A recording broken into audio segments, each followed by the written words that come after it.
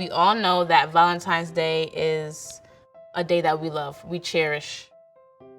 So what I want to do today is I basically want to make a red velvet whoopie pie. If you don't know what whoopie pie is, it's basically a cookie, but nice and crunchy on the outside, nice and smooth and tender on the inside.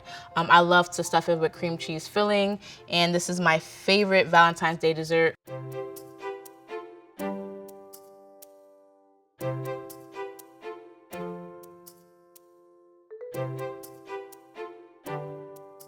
Is we want to get all of our dry ingredients mixed up together. So I have all-purpose flour here. Cocoa powder is essential for anything that you're making red velvet. I know that we will eventually add food coloring, but this is optional. The traditional way to make red velvet is just to use the cocoa powder itself, and that's what gives it its color. Of course, salt. Salt usually goes in anything sweet to balance that flavor out. And of course, we want that baking soda for that nice rise once it bakes off in the oven. So you want to mix all of your dry ingredients together just to make sure that the salt is all incorporated with the baking soda, the cocoa powder, and then we're just going to set this aside. We're going to cream together the butter and sugar. This is a very important step. We want to make sure that it's nice and smooth before we move on to anything else in the recipe. Unsalted butter, as always. Don't be afraid to get your hands dirty. Light brown sugar. Dark brown sugar works as well, but it is more sweet because it does have that molasses flavor to it. Lock this in, and we're gonna start on slow speed because we don't want everything coming at us too fast. And then we can go to medium speed. We wanna make sure that this is creamed together. Now your egg and your buttermilk will go next. For whoopie pies, you always want to use buttermilk. It's going to give you that nice, tangy, acidic flavor. So please try to avoid whole milk or heavy cream. Stick to the buttermilk. And at this point, we just want to scrape down the sides of our bowl before we add the rest of our wet ingredients.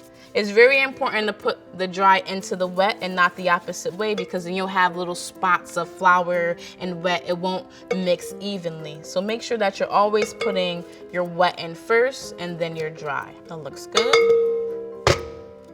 Okay. Now make sure your machine is locked. I want to slow down the speed before I add the egg. We don't want the egg sloshing around too intensely. And then you want to slowly add in your buttermilk. Nice and gradual. Let the machine do the work. You don't have to do anything but pour nice and gently. And make sure you get all of this buttermilk in. Making sure to use your rubber spatula. So at this point, where you add the food coloring, if you're gonna add food coloring. You can color this anything you want. It can be blue, it can be red, it can be orange, but for the purposes of red velvet, we will be using red food coloring. So it's supposed to look really mealy and grainy, like it's a mess.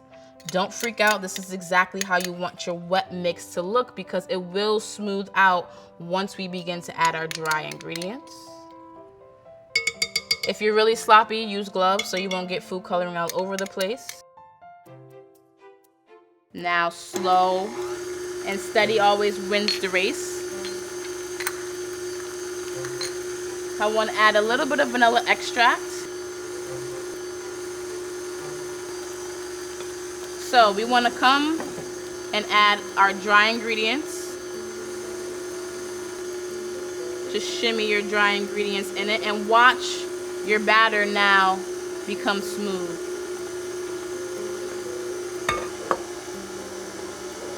Let's stop the machine. Let's just gently add the rest of this.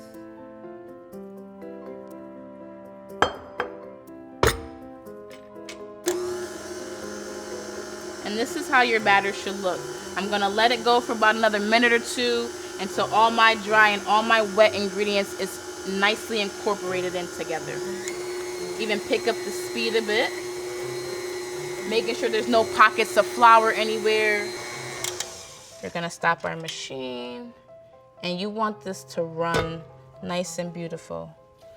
So you just wanna make sure that you scrape down the bowl, making sure that we're getting all of that cocoa powder, that flour that we added in earlier. And then we'll let it go for about another minute or so, just to make sure that we have everything incorporated in here. And this looks nice and creamy. And this is what you want before you add this to the sheet pan. All right, now our batter is nice and velvety smooth. Beautiful. You can use any ice cream scoop. You can use a spoon. You can use a piping bag. The utensil is really up to you, okay? So, 1 scoop. Make sure your whoopie pies are about, I would say, an inch or 2 apart from each other. They will spread out. Don't forget, we did add that baking soda. You don't have to worry about flattening them. Let the oven do its job. All you need to focus on is making sure that all the scoops look even and they're spread out enough so that they can just bake and not touch. This is enough to make 24 cookies. Eventually you will put them together, kind of like an ice cream sandwich. 12 pies, and we're gonna be filling this with my favorite cream cheese frosting. You know, go out, give this to the person across the street, give this to your neighbor. Valentine's Day is just not for couples, it's for everybody. And then we're gonna bake these in the oven for about 10 to 15 minutes. And then we're gonna let them cool, and then we're gonna assemble them. Now it's time for the filling. Cream cheese filling is my favorite. You can do whatever you want at home, buttercream, anything. You can make chocolate ganache and dip your cookies in. I prefer cream cheese. So we have cream cheese, powdered sugar. It's gonna go in our bowl. Some nice room temperature butter. It's gonna add some texture. And then I wanna use vanilla bean paste. If you don't have vanilla bean paste, it's okay. You can always use vanilla extract, but vanilla bean paste is gonna give you a lot of flavor to your cream cheese icing. Once that's all done, this is just gonna be an easy mix. You wanna make sure this is nice and smooth because it will be the filling for our cookies. Start off slow, just so that powdered sugar can break up. You can also add a little bit milk to this if you would like. I just want to make sure that this cream cheese, butter, and vanilla is nicely incorporated. Swirl that around. And I like this texture. I think this is good. I can smell the vanilla bean paste.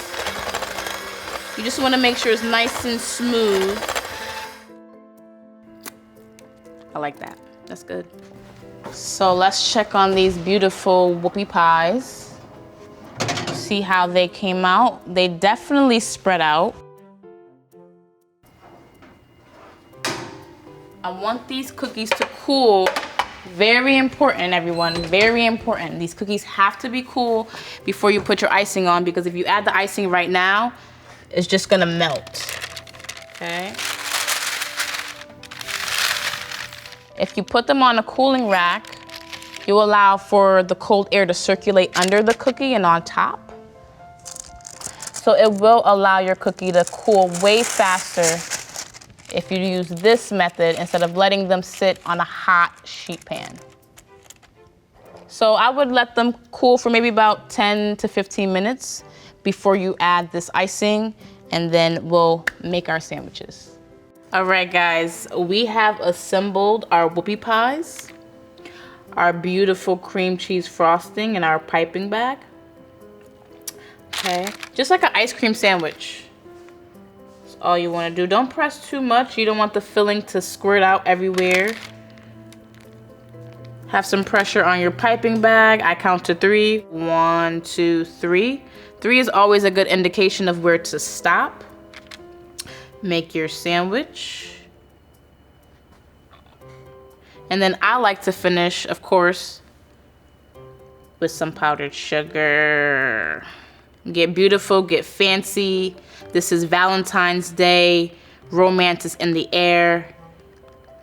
Make sure you enjoy your red velvet whoopie pies.